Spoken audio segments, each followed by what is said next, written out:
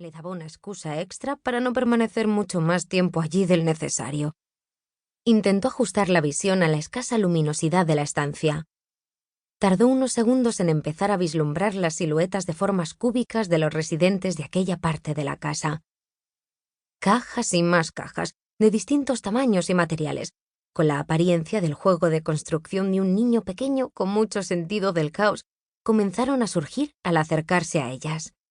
No tardó en darse cuenta de su error. Sí, los tamaños y formas eran desiguales, también los materiales y colores de aquellas cajas, pero estaban perfectamente clasificadas por fechas y número de habitación a la que habían pertenecido. Las torres abarcaban del suelo al techo del desván, de lado a lado, y una profundidad de al menos 5 metros. En algún momento, las etiquetas también habían llevado un código de color. Ahora tan solo se adivinaban entre el desgaste y el polvo algunas cifras y letras.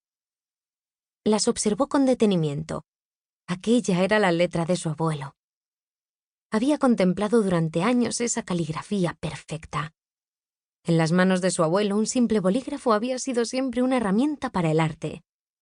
En la época de sus abuelos, los que habían tenido la suerte de estudiar habían hecho mucho hincapié en elaborar una caligrafía elegante y legible. En muchas ocasiones, al recibir algún documento manuscrito, como la receta de su médico de cabecera, había echado de menos aquella antigua exigencia en los colegios. Ahora la gente dedicaba más tiempo a correr que a ver por dónde caminaba, a hablar sin escuchar sus palabras, o lo que era peor, sin pensarlas. Todo eran prisas y sinsentidos. Aquella escritura impecable detonaba mucho más que un esfuerzo por hacer las cosas bien. Era la señal clara de dar un sentido a cada cosa que hacemos. Limpió el polvo de la primera etiqueta que tuvo a mano con el dorso de la manga de la bata de paño. Habitación 3. El 23 de abril de 2000 hasta 30 de abril de 2000. Un escalofrío le recorrió la espalda. Aquella parecía ser la última etiqueta que había escrito el abuelo. Sí, la última, pues poco después de aquella fecha perdían a la abuela para siempre y cerraban las puertas para los huéspedes. Engulló la congoja que el pensamiento le provocaba, como una bola de espinas desgarrándole la garganta, y se concentró en la tarea que la había llevado hasta aquel lugar tan poco deseable para ella. ¿Cuál habría sido la primera caja que había clasificado su abuelo? Un ataque de tos evidenció que su exposición al polvo había sobrepasado los límites aconsejados. Tomó la caja y se dirigió a la puerta. Se dio cuenta en ese momento de que no había cogido el edredón y arrastró también hacia afuera el arcón de madera de la abuela. Cerró la puerta a su espalda y bajó las escaleras arrastrando el arcón por los escalones hasta el piso de abajo, donde se encontraba su dormitorio. Una vez allí, lo primero fue sacarlo y ponerlo a lavar. Aunque las noches habían comenzado a refrescar, pues estaban a finales de septiembre, los días aún eran soleados y tendría tiempo de sobra de disfrutarlo limpio y seco para la noche. Una vez tendido, se detuvo unos segundos en la entrada de la casa sin saber a dónde ir.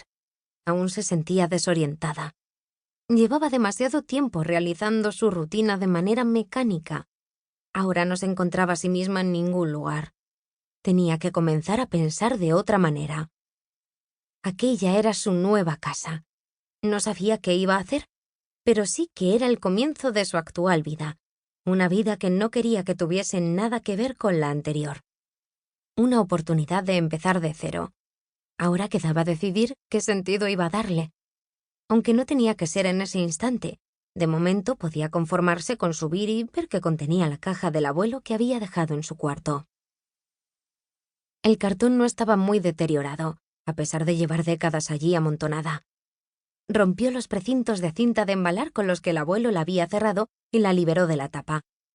El interior de la caja la dejó confusa. 8 almohadones envasados en fundas de plástico y perfectamente etiquetados. Cada uno correspondía a uno de los días que venían anotados en el exterior de la caja. A la fecha acompañaban otros datos.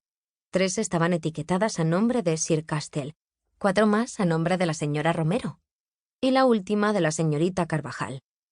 Debajo de cada nombre una anotación más completaba la etiqueta «Sin resultado». ¿Sin resultado de qué? No le encontraba. Para seguir escuchando este audiolibro gratuitamente, haz clic en el enlace de la descripción y podrás escucharlo completo sin coste gracias a la prueba de 30 días de Audible.